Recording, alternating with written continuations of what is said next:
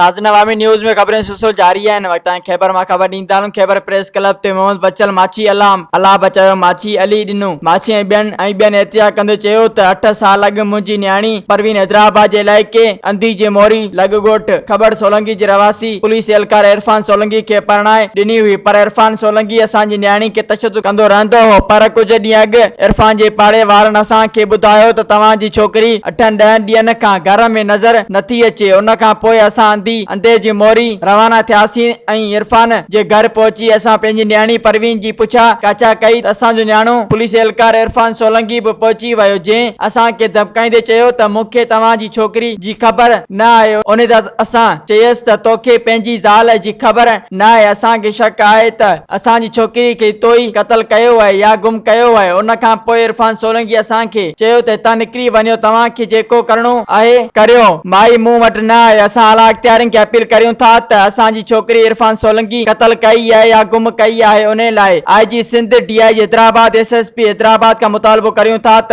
Police एहलकार Irfan Solanki के गिरफ्तार करे असांखे पंहिंजी गुम थियल न्याणी परवीन ज़ाहिर करे वापस कराए ॾिनी वञे। मजीद खबरों और तफसीलात के लिए विजिट करें हमारी वेबसाइट www.awamiNewsHD.com।